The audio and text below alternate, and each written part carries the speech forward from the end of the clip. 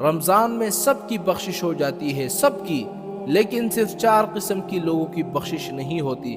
دیکھو رمضان ایک ایسا مہینہ ہے، سب مسلمان انتظار کرتے ہیں کہ کب رمضان کا مہینہ آ جائے اور اللہ تعالی ہماری بخشش کر دے۔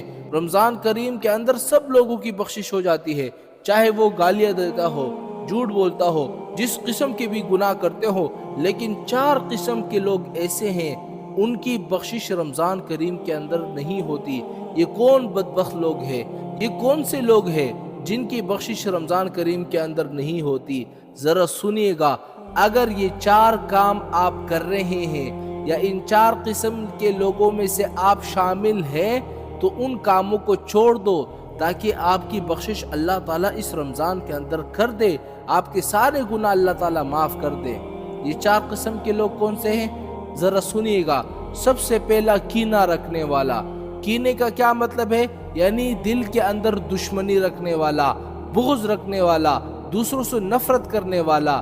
جس بندے کے اندر کینہ موجود ہوگا تو رمضان کریم کے اندر اس کی بخشش بالکل بھی نہیں ہوگی، وہ اللہ تعالیٰ کی بخشش سے محروم رہے گا۔ رمضان کے آخر میں اللہ تعالیٰ فیصلہ کر دیتے ہیں کہ سب کی بخشش کر دو، لیکن جس بندے کے اندر کینہ موجود ہوگا اس کی بخشش نہ کرو۔ اگر آپ لوگوں کے اندر کینہ موجود ہے، آپ کے دل کے اندر کسی کے لیے دشمنی موجود ہے تو اس کینے کو نکال دو خدا کے واسطے، تاکہ اللہ تعالیٰ آپ کی بخشش کر دے۔ اللہ تعالیٰ آپ کو اس رمضان کے اندر آپ کے سارے گناہوں کو معاف فرما دے۔ تو سب سے پہلا شخص جو ہے کینہ رکھنے والا، اس کی بخشش رمضان میں نہیں ہوتی۔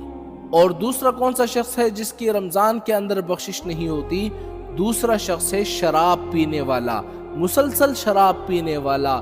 جو شخص شراب پیتا ہے اور وہ رمضان کریم کے اندر بھی شراب پیتا ہے تو سمجھو اس کی بھی بخشش رمضان کریم کے اندر نہیں ہوگی، وہ بھی اللہ تعالیٰ کی بخشش سے محروم رہے گا۔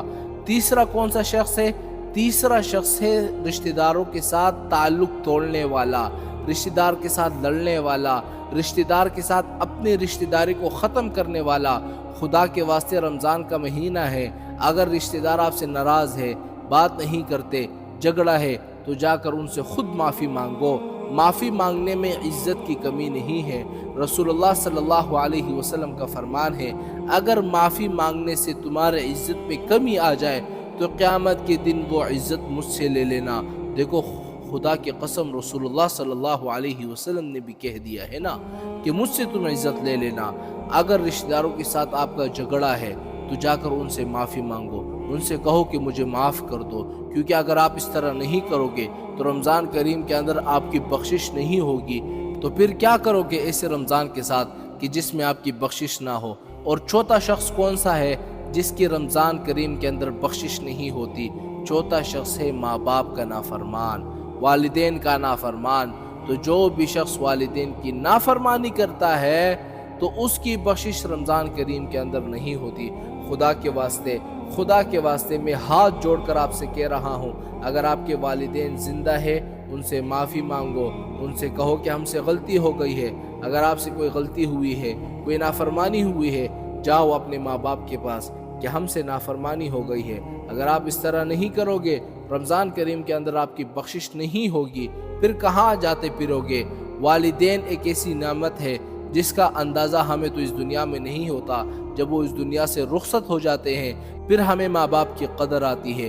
تو خدا کے واسطے تو یہ 4 قسم کے لوگ وہ تھے جن کی بخشش رمضان کریم کے اندر نہیں ہوتی، اللہ تعالیٰ ان کو معاف نہیں کرتے، اور ان 4 قسم کے علاوہ اور لوگوں کو اللہ تعالیٰ معاف کر دیتے ہیں، ان کی بخشش کر دیتے ہیں۔